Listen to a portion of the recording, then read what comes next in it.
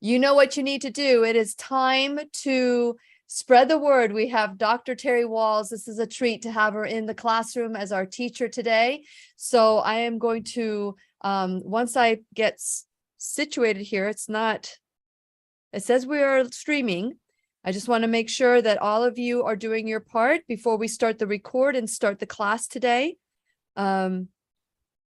Also, I would like some volunteers today because at whenyouneedafriend.com, you can watch the class live. So let me know if you go on to whenyouneedafriend.com and watch it there, go to the watch live, if there's any buffering, because we've been working on that. I just want to make sure to see if the problem is solved. So now I'm going to start the record button. And we're in for a treat. We're going to learn about relapse when it comes to multiple sclerosis with the one and only Dr. Terry Wahls. So fasten your seatbelt. It's time to learn and grow together. Here we go. It's time to dance. The Lillian Mcdermott Show. We love, we fear, bridges we burn, we make mistakes, then we live and learn. When life gets tough, and it seems like your best ain't good enough. If you're in need of hope, you know where I'll be right here. Right here, and when you need a friend, you can count on me. I'll be right here, waiting for you.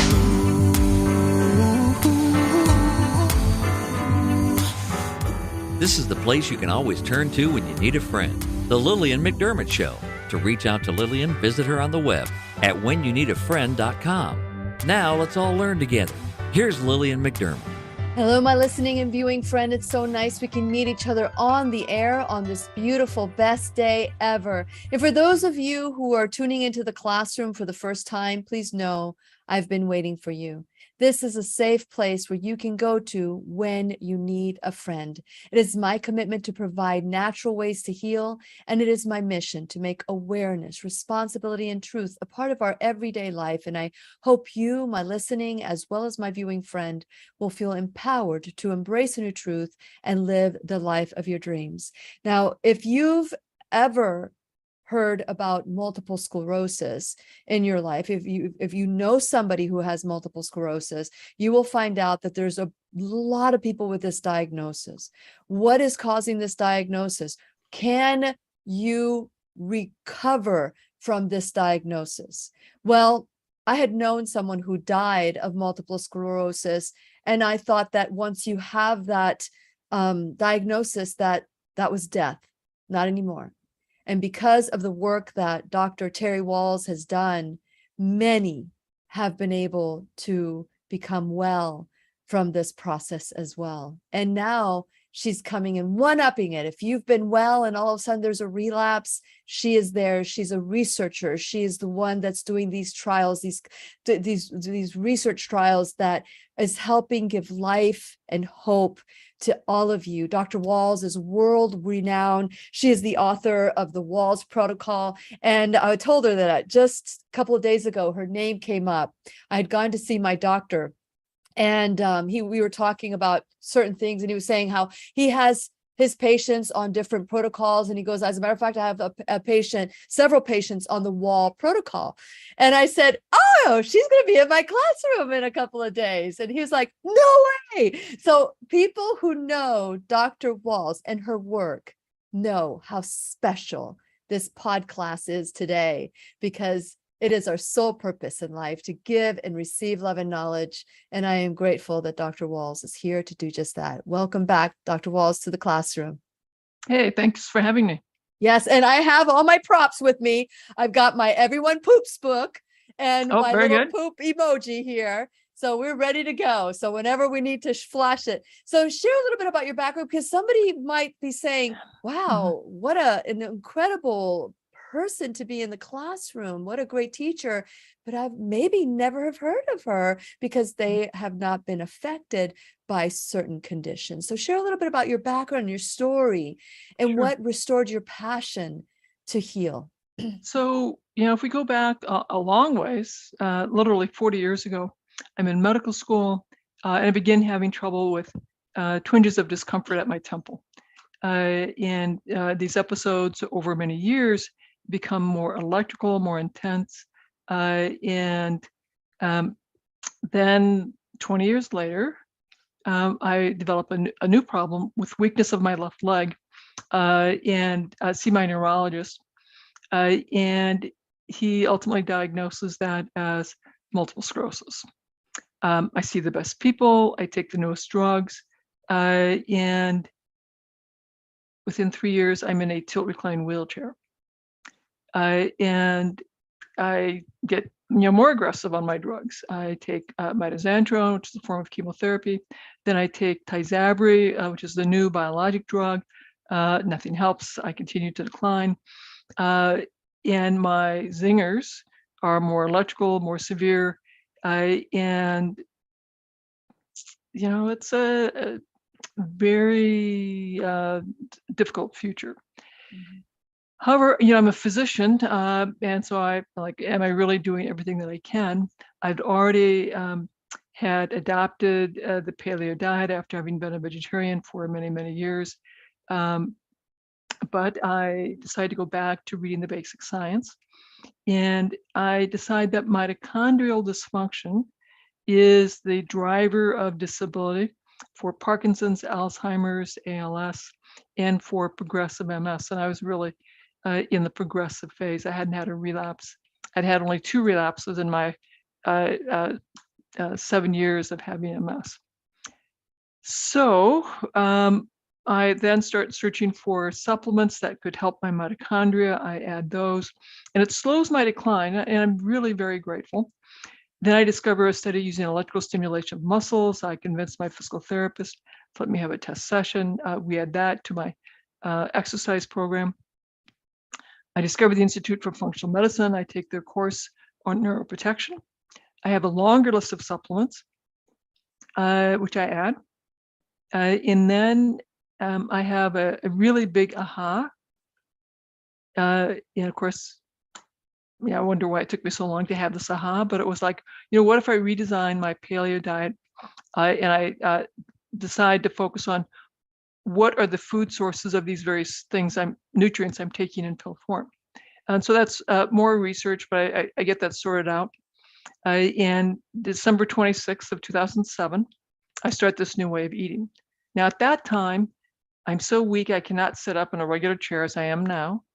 So I've not been sitting up in a regular chair for years. I couldn't go to restaurants, movies. I could not sit in a regular chair to have meals. And I had a zero gravity chair at work. I'd been dependent on the tilt recline wheelchair. I was beginning to have brain fog. My face pains were far more frequent, more severe, far more difficult to turn off. And at that time, it was very clear to me that I was headed towards becoming bedridden from my illness, possibly demented from my illness, and quite possibly, and the natural history for the trigeminal neuralgia is that it eventually turns permanently on. So light, sound, touch, swallowing, speaking would trigger this horrible electrical face pain.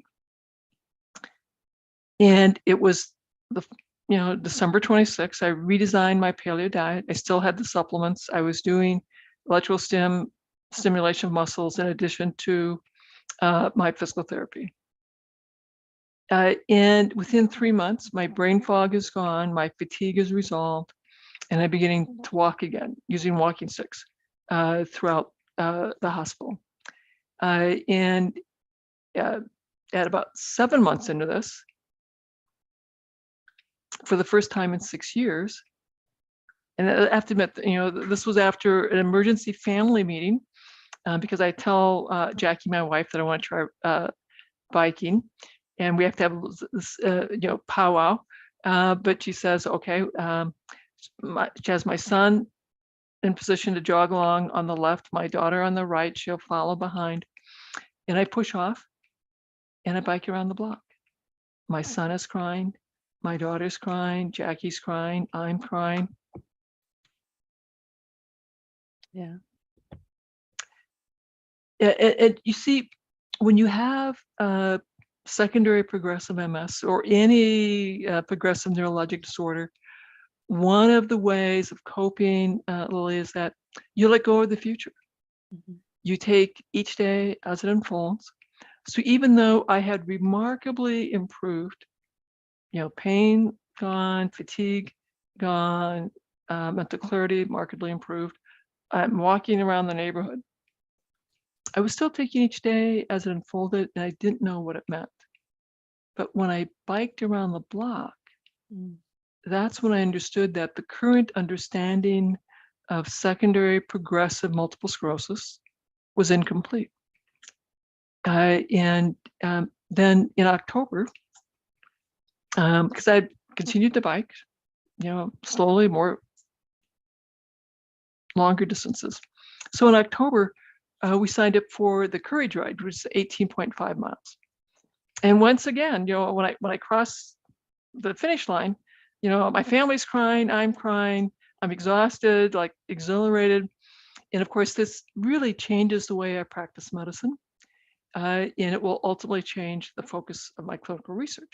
And it gives me a new and different purpose in life, which is to inspire hope in others and to teach others how, both clinicians and the public, how to use these concepts that I use for my own recovery to create more health in their lives. Mm. I love that about you, Dr. Wahls. That is the ultimate in taking ownership for your life. What you went through was, we don't wish onto anyone. We don't wish that onto even our enemies. But when you're taking ownership for your life and you turn things around like that and you make changes, because a lot of people want to get well, but they're not willing to do whatever it takes to be well. You were willing to do whatever it took to be well. And not only that, you chronicled it so that others can learn. That is the highest level of taking ownership, is turning your pain into a passion so that no one else has to go through this from square one. I call myself, when I work for somebody, I call myself the scrubbing bubbles. I don't know, remember the commercial scrubbing bubbles? I work hard so you don't have to. That's what you did. You worked really hard so others can just step into that awareness that you can have hope after multiple sclerosis, even in the advanced stages that you were in. If that doesn't give hope to someone, then they have not heard your story. I remember hearing your story many, many years ago after I started looking at functional medicine and holistic medicine. That's when I learned about you. And we reached out to you back then, but it wasn't until I saw you get the award. I think it was in 2017, you won an award called the Linus Award. And maybe it was 2018. I can't remember when, but I remember going, oh my gosh, what a small world. Here's what full circle. Here I am, knowing your work from afar, and here you are in the same room, and I got to witness you get this award. So I just want to say, for those of you who are meeting Dr. Wahls for the first time, this is not a coincidence. This is a calling. You're being called to do something different and new. Now, Dr. Wahls, with all due respect, when you think of a vegetarian, you think, oh, they're a healthy eater.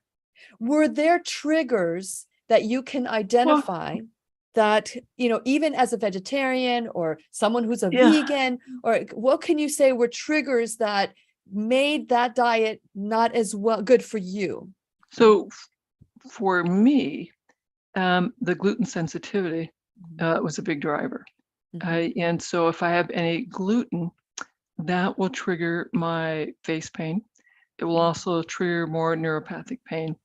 And so I'm certainly very, very careful to not have gluten, not have dairy, not have eggs.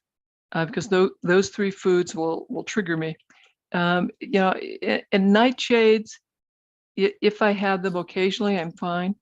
If I have a lot of tomatoes every day, that will be a problem for me. White potatoes, if I have a lot of them, that will be a problem for me as well. If I have them on an occasional basis as a treat, I'm okay. A little bit of gluten, a little bit of dairy or eggs, that will incapacitate me. Now, is that different for others? Do you do like a sensitivity test? So in my clinics at the VA, and keep in mind that was my clinical area of practice for about 30 years. We saw people in the primary care clinic, in the traumatic brain injury clinic, and then ultimately in our therapeutic lifestyle clinic.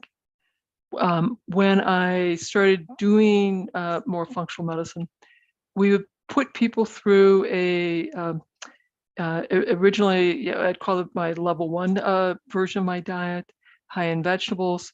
Would recommend they remove sugar, gluten, dairy, and eggs.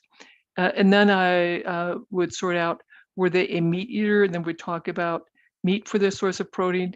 If they were a vegetarian or a vegan, then we'd talk about vegetarian, vegan sources of protein. So I want to be sure they had sufficient protein.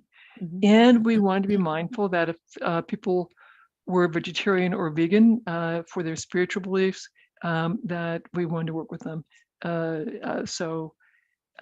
And I would also acknowledge that because many of the folks that we saw were disabled, living on food stamps, living in rural Iowa, finances were definitely a consideration. And so I would teach people how to do this as with legumes and non-gluten containing whole grains as a way of making this more affordable for my veterans.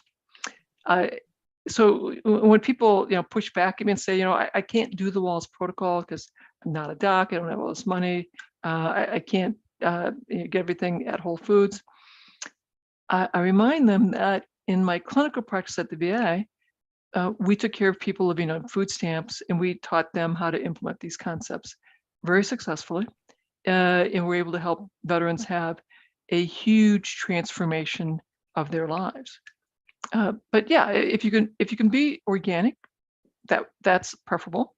But not everyone can. Not everyone has those resources. So I simply want people to steadily improve the quality of their diet at the pace that they and their family can manage, and at the pace that they and their family can manage financially.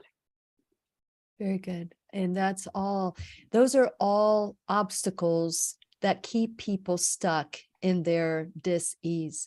It's like, oh, I can't afford it, not even looking into it. So if that is an objection that you've had in your mind, get rid of it, because it's not true. It's a myth. What are some other myths in getting better that people can do? Because food is not the end all be all. It's very important, but so not the end all be all. What would you say were other factors? So my vets taught me that for some of them, where they have to start might be exercise, but the most common non-food starting point was a stress-reducing practice. So we would, for the first visit, we would talk about my story and other cases of success, the principles of a functional medicine approach to health and wellness, and then invite people to be all in and then come through our program.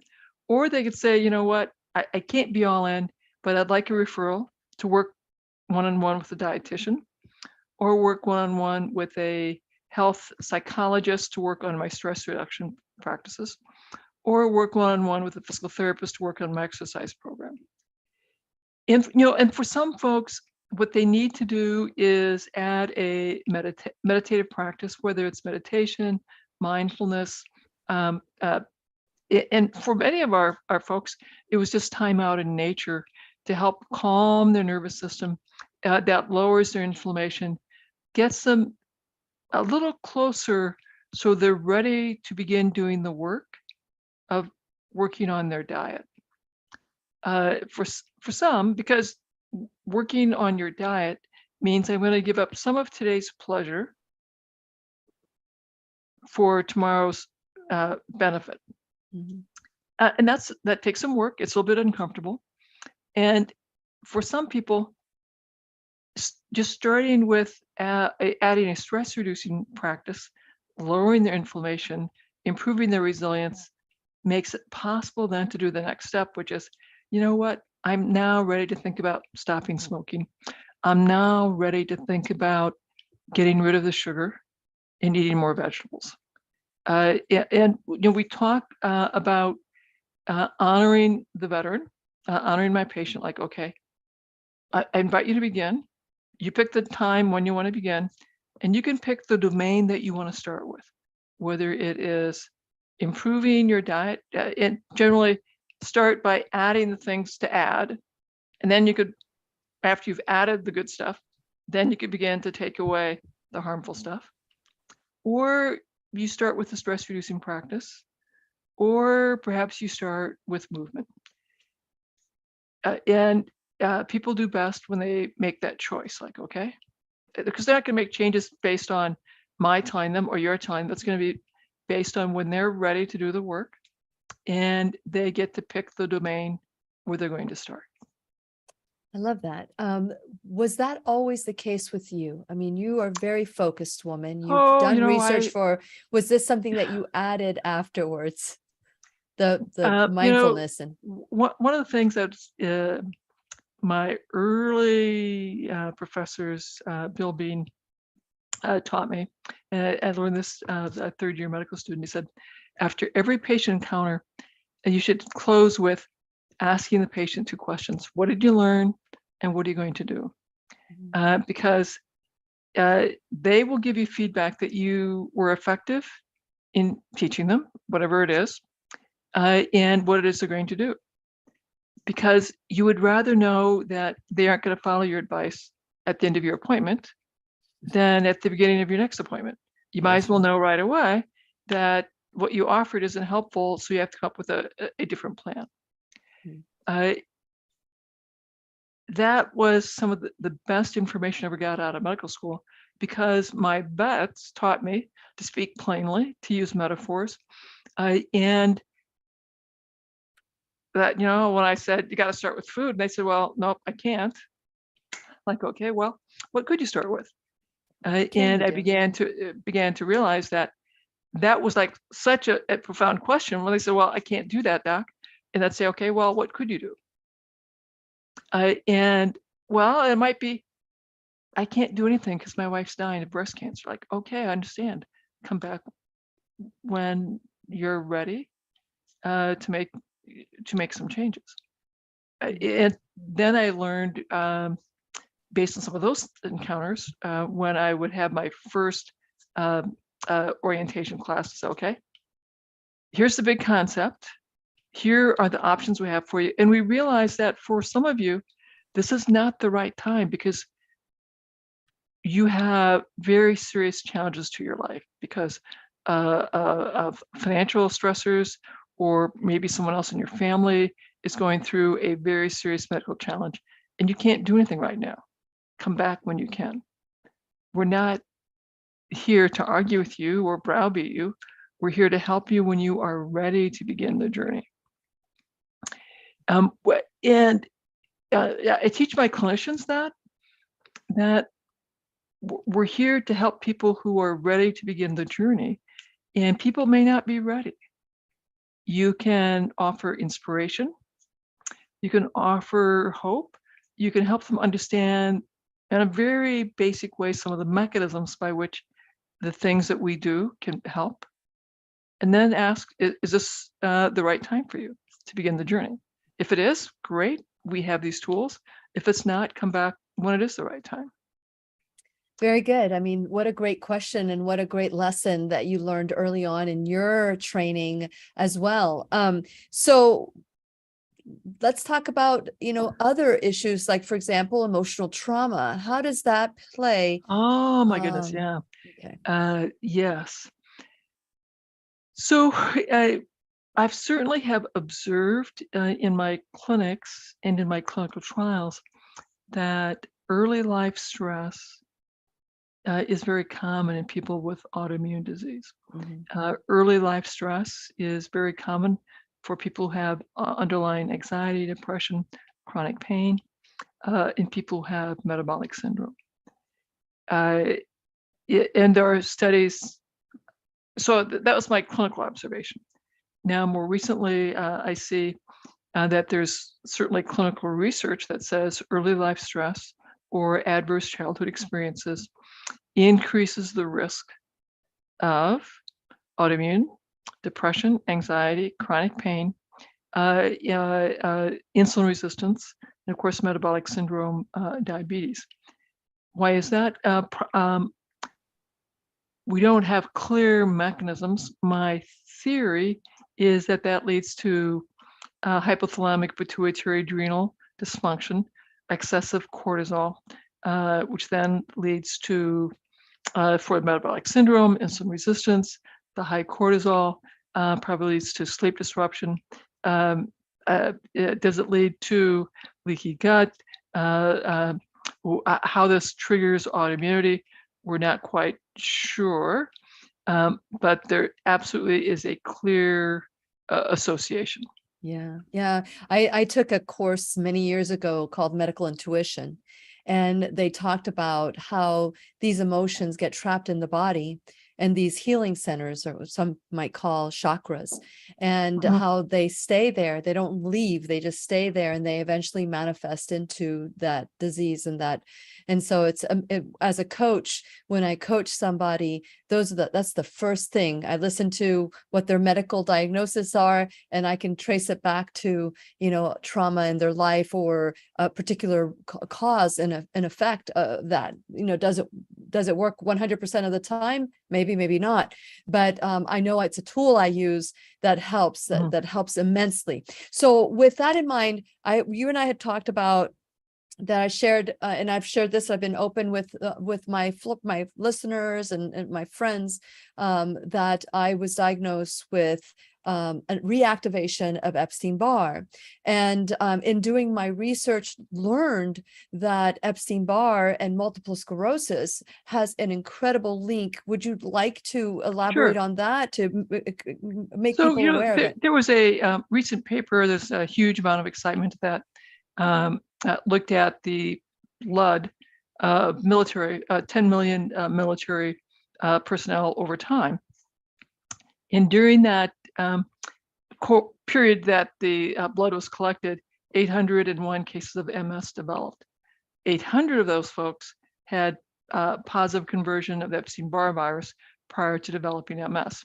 And so the big splash headline was, Epstein-Barr is a trigger for MS. And then the rest of the paper talked about molecules that they could patent or develop to either as a vaccine or to treat the Epstein-Barr. They also, just a couple of lines said, but 95% of the 10 million had Epstein-Barr and never got MS. And so I'm sort of like, this is old news. We've known for a long time that Epstein-Barr is one of 16 different microbes that increase the risk of autoimmunity later in life. And so it's step one. The other steps are things like early life stress, diet, toxins, other co-infections. And so I heard that say, it's like, okay, yeah, so it's step one. But why don't the other 95% develop MS or other autoimmunity? It's all about diet, lifestyle, self-care. What are the things that we could do to keep that and the other viruses, the hundreds, thousands, probably millions of other viruses that I have encountered during my life that are residing in my body, how do I keep them all quiet? And how do I keep them quiet throughout my life? I'm over 65 now, so we know that my immune cells are getting less and less effective at keeping all of those viruses quiet. And so what can I do to keep my immune cells effective, keep everything quiet, keep my MS quiet, keep all of my other health problems quiet, and live and thrive my goals to 120, playing, teaching, and changing the world for another 56 years. That's my plan. It's a great plan, and I'm with you. I'm with you there. Okay, so before we start talking about relapsing and the things that could happen, I want to share that you can go to whenyounneedafriend.com. If you need any of Dr. Wahls' information, you just go to her name and click on it, and it'll take you to Dr. Terry Wahls' website, terrywahls.com. But prior to that, please subscribe to the channel. We're broadcasting live on whenyounneedafriend.com. And so please subscribe so that you know who's going to be in the classroom, who's going to be our teacher. Also, while you're there, please like and follow all my social media. If there's just, you can just click on those links and it'll take you straight there. You don't have to work really hard. Just go to whenyounneedafriend.com. Check out my sponsors, make sure that you are supporting them the way that they're supporting the classroom. And then if you would like to become an enrolled student in the classroom and support the classroom yourself, you can donate $1 or $1,000 a month, whatever you can will help grow the classroom. You can go to the little shop now bag. All these products are approved by me. These are products that I use myself to help my spirit, mind, and body. Now, today we are talking to Dr. Terry Wahls, and it's always exciting when she comes into the classroom because she gives hope. She brings hope, but not just hocus pocus hope. She brings the science with her. And so the good news about today is that, people that have had relapses, maybe they feel like, oh man, I messed up somewhere along the way and I can't go back, or maybe it's too hard of a journey. But Dr. Wahls, once again, is coming back to give hope. So share a little bit about your study and how people can join. Oh, sure. So we have a new clinical trial, and this is for people with relapsing, remitting multiple sclerosis, ages 18 to age 70. We have 3 arms. There is a ketogenic diet arm, there is a paleo diet arm, and a usual diet. We'll give you dietary guidelines information, encourage you to follow that, but you're certainly not required. And there's 3 visits, one at baseline, one at month 3, and another one at month 24. We have information that I think Lily's got for you. Yep. You can screen. There's a series of questions that we'll ask to clarify you're eligible or not. Then if you're eligible, we'll be reaching out to you to collect information to confirm the MS diagnosis and get you consented and get you into the study. And we'd be thrilled to have you join us. Wonderful. And Robert's going to is going to add the information in the comment, and then I'm going to take this information when I do my thank you video, and then I'm adding it onto the description of this video. If you're watching it, just click onto the description. We will also have those links there. So with this relapsing, does this happen a lot? Do you find that people get well and all of a sudden they find themselves relapsing? So with relapsing remitting MS, a relapse is an acute episode where things are worse. You might have a sensory disturbance, you might have vision loss, pain, numbness, tingling, you might have a motor problem, so weakness. Occasionally it's a brainstem problem. That's really tough because then you're going to have nausea, vomiting, balancing. You might have a lot of rushing in your ears. And because the MS lesions can be anywhere in your brain, in your spinal cord, literally you can have any symptom that is present for a few days to a few weeks, and then improves. You can also have pseudo relapses when you have a bacterial or viral infection or severe stress that can cause a exacerbation of symptoms that will gradually calm down. And that's part of why if you have MS and you have acute worsening of symptoms, go and see your doc, because if you have a bladder infection, you want to get that treated, and that will resolve the symptoms. If you're having more relapses, your physicians may talk to you about changing your disease-modifying drugs. And because of the coronavirus pandemic that has gone around, many folks will, millions globally obviously have gotten the coronavirus, if you have MS or any other autoimmune problem, you're more likely to experience an exacerbation of your autoimmune problem. It's really a pseudo exacerbation because you've had a viral infection causing a worsening of the symptoms. And you would have the same kind of worsening of symptoms if you got the influenza, the flu, a really bad cold, or a bladder infection. And same kind of problem. And so with this, and by the way, we're not going to do a teacher's pet corner. We're going to be done at 1 o'clock today, Eastern time. And so if you have your questions, now's the time to ask. Make sure you type in a Q. That way you're not, I don't read comments while we're on live, but I will read the Qs, the questions. So type in a Q, write your question afterwards, and I will read your question. So what about people that are just newly diagnosed with multiple sclerosis? Are there any trials that they can join as well?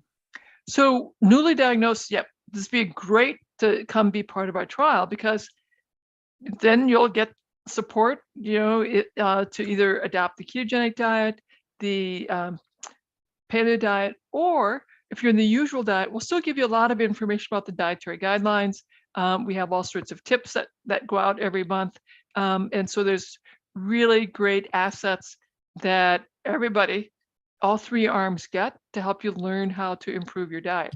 Because unfortunately, for the newly diagnosed MS patient, very few neurologists know anything about diet. They're not sending you off to dietitians. So you're not being coached or supported on, okay, well, what could I do to improve my diet?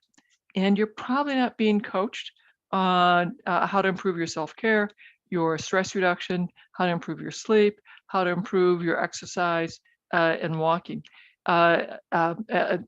So for the newly diagnosed, take care of yourself more effectively.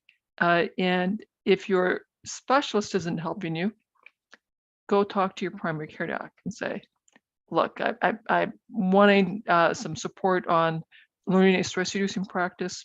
I'm wanting some support for an exercise program, and ask for referrals into the community for people who could assist with that. Okay, very good. So I have a question here from Maria. Did Dr. Wahls say that multiple sclerosis can affect the brain to a point where you can feel insane? I think you could potentially become demented, is what you had said. Does it cause insomnia? Does it affect the hippocampus, amygdala? Okay, so the lesions can occur anywhere in the brain. And so anxiety, depression, very, very common.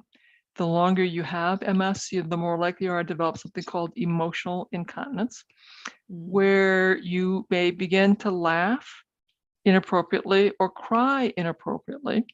And so people can find that, socially very distressing. Occasionally, people begin to have difficulty reading social cues. And over time, there's a risk of cognitive decline and a higher risk for early dementias. Now, notably, I thought this was really interesting research that was presented at the last MS researchers meeting that I went to. The people who have the highest quality diet that's closest to the Mediterranean diet, which, by the way, those diet scores would be very similar to a paleo diet.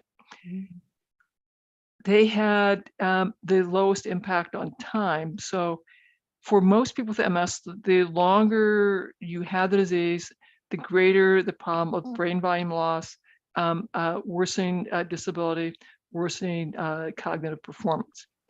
But if you had a great diet, you did not have an increased time effect. And so that, to me, and the researcher said, like, the most powerful thing you can possibly do is fix your diet, folks. Yes, the neurologist will want you to take disease modifying drugs, and so work with your neurologist on that treatment. But still, the most powerful intervention you have to protect your brain in the future and to protect employment and protect your function is to fix your diet. Address your diet.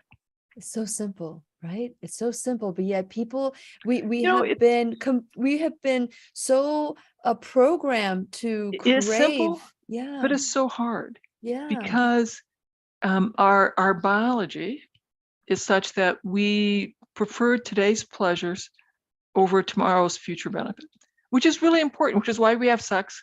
That is vital to the propagation of the human species. But it also means that our food industries have learned how to create products that give us a huge amount of pleasure, that are very tasty, very delicious, and are wrecking our health.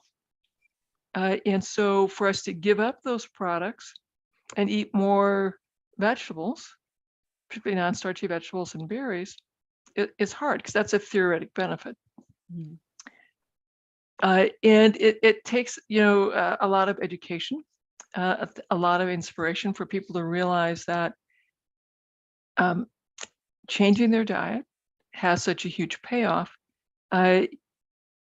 So we stress the things to add, the vegetables, the berries, get that firmly in your diet, and then begin to address the things to reduce and eliminate the sugar, the processed foods. And then we talked about, gluten and dairy in particular. Yeah, you were very clear with the diet. So now, if you also can text me if you're watching live on, or if you want to text me these questions. You can't write questions when you're watching live at whenyouneedafriend.com. So you're always welcome to text me at 407-373-5959. Let me see. Okay. So what is the best diet if a person has MS, liver problems, diabetes at the same time? They're ketogenic diet. Aren't A those? ketogenic diet can be really helpful. A paleo diet can be helpful. Mediterranean diet can be helpful. Even if you're on the standard American diet going to dietary guidelines, that will be helpful. So begin your self-care. Meditation, mindfulness, great place to start. Adding more vegetables, great place to start. We have that one-page handout at terrywahls.com/diet. You could start there. But begin. Yes. Just begin. Just start. Just take one step towards that healing. So when it comes to the new trial that you're doing, the relapse, and the one that we're talking about today, and all the information, by the way, is already on the link, but I'm going to also add it to the description, so it's in the comment sections. So is there a cost to join this? So yes, there will be some cost because you have to get yourself to Iowa City for the visits. And we do there are three visits. There are three visits. Baseline 3 months and 24 months. In 24 months. Okay. There are some reimbursements that are available to assist with the cost. But if you go complete the screening, you can. There's also an email, msdietstudy@healthcare.uiowa.edu, and Lily will put those in the notes as well, so you can get more information there. But keep the screen, get screened, see if you're eligible, and then we will contact with you and begin the process. So you can be sure that you understand what all is involved in the study, and you can decide that this is a good fit for you or not.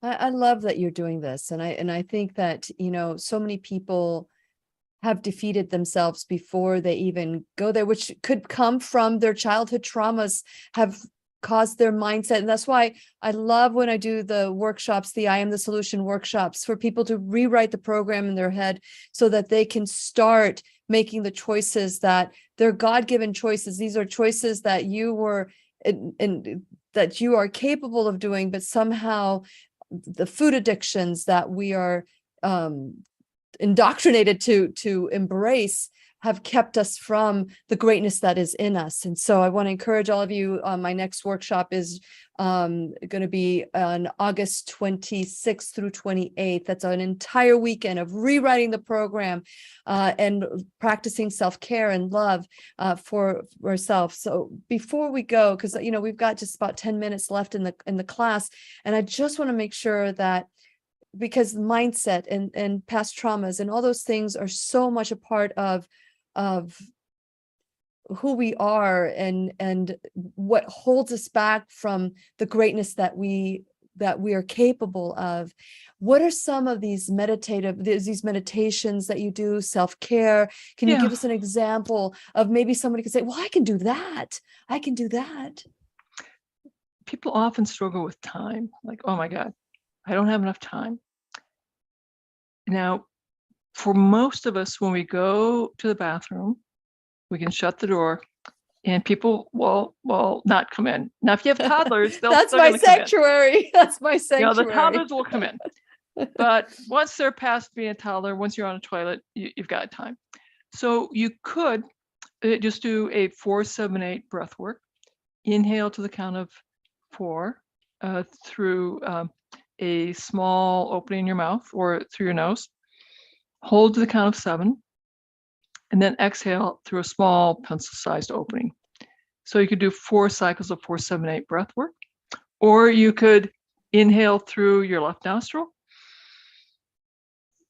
exhale through your right nostril. And you could do that 4 times. Or you could hum.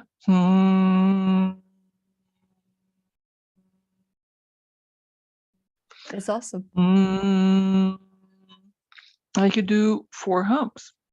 So we've got 4 breaths, 4-7-8, 4 inhales, exhales, or 4 hums. Easy place to start. Just do it every time you go pee. Or you could just go sit outside, close your eyes, and face the sun.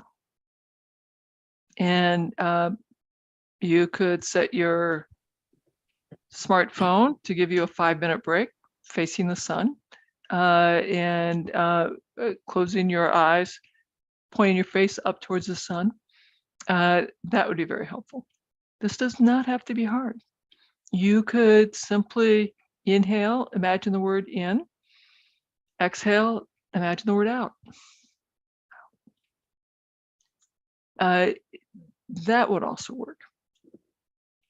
How much time do you take each day? Because we talk about this a lot in the classroom, that self-care doesn't take long, and we lie to ourselves thinking, and I do this too. I'm not pointing fingers at anybody. We lie to ourselves. I'm included in the we, that we don't have enough time to practice self-care. We don't have time to do dry brushing. We don't have time to do that. But it's amazing how much time comes from taking the time.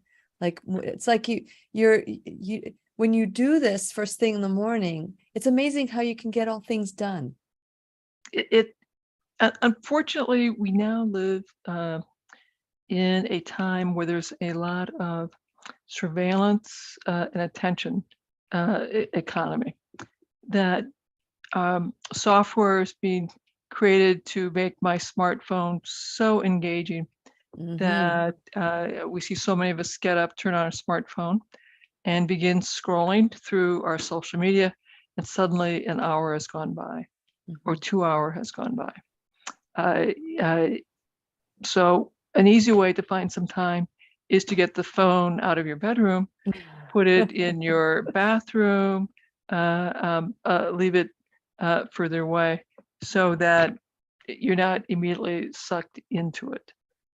I also like to encourage people to be forgiving as to how much time I'm going to spend with my stress reducing practice today, how much time I'm going to spend with my exercise today, but that I will do a little something stress reducing today.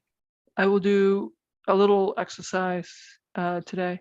And so today I didn't do a strength training. I just did my jogging. And I did only 10 minutes of heart math as opposed to 20. Some days I will have a 2.5 hour self-care routine. Other days it may only be a 20-minute self-care routine. It depends on all of the demands on my time. Although I'll also tell you that my spouse will say, I noticed that you have been having too many 8 o'clock meetings. Because she knows that normally I don't let meetings start until 9. I'm the only one who can schedule anything before 9. And she'll call me on the carpet saying, your face pain is going to trigger if you keep that up. And she's right. My face pain will trigger if I have too many 8 o'clock meetings because my self-care has declined. You know, it's really sitting with yourself and asking yourself the question, what are you willing to do to be well? What are you willing to do? Something that I encourage my followers to do is to have a little journal that they can, and you can put as much effort into this as you want. When you have a flare of symptoms, whether it's a relapse for your MS or a flare of your other autoimmune disease, to take a moment and consider what might have triggered this. Was it an exposure to an environmental trigger, stress, a food problem, toxin exposure, mold exposure, recent infection? Was it a dip in my self-care routine? And over time, if you pay attention, you will learn how to take better care of yourself. You will learn what foods are better for you, what activities are better for you. Very good. I love the tip. You know, find out what works for you, what triggers you, and know once it happens, okay, I need to step back and do whatever it takes. Make some changes. Yeah, and make some changes. And you know, the great philosopher Meatloaf in his song, you know, I will do anything for love. Everybody knows that song. I would do anything for love. But then after that, he says, but I won't do that. So people will do anything for health, but then they'll say, but I won't do that. And so basically what we're talking about here today is an option, an opportunity for people to choose to be a part of a study, if they've been relapsed, or if it's a new study, or if it's a new, go ahead. Correct. So anyone with relapse remitting multiple sclerosis, age 18 to 70, we'd love to have you in our study. So, you know, please complete the screen. So we'll see if you're eligible. We'll reach out to you, tell you more about the study and get things going. So if you've ever been told you have relapse remitting MS between age 18 and 70, we'd love to have you. I think it's wonderful. Thank you so much, Dr. Wahls, for everything that you do. I'm so sorry that you went through what you went through, but because you went through it, nobody else has to go through it alone.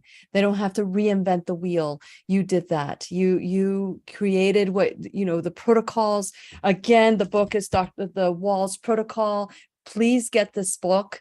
Start researching. There's a questionnaire in here that can tell you whether or not, you could potentially have MS, and take this journey and don't do it alone. You have people that have gone before you. God sent them there first.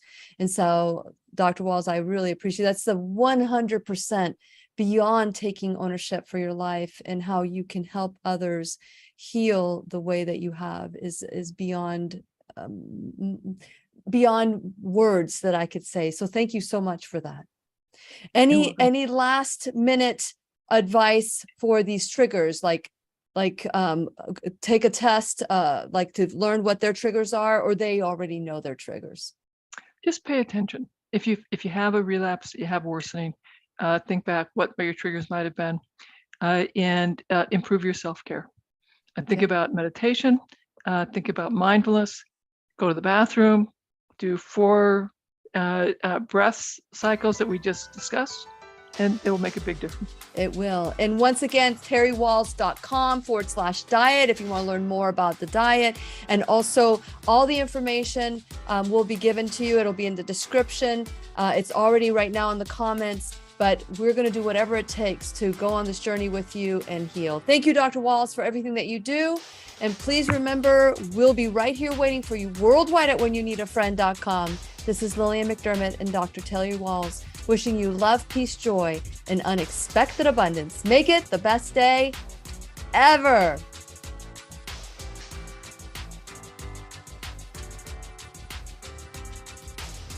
The opinions and advice expressed on the Lillian Mcdermott radio show are intended for the individual callers and guests on the program and are presented to our wider audience solely for general educational purposes. Please act responsibly and consult personally with your own medical, psychological, or nutritional expert before taking any steps to improve your life. Thank you, everybody, for watching today. There was a comment here. Sometimes I feel insane. Go back and watch the broadcasts because Dr. Wahls did address this. So go back and listen to it. Dr. Wahls, you're an amazing woman. Thank you so much for everything that you do. And we'll see you guys tomorrow.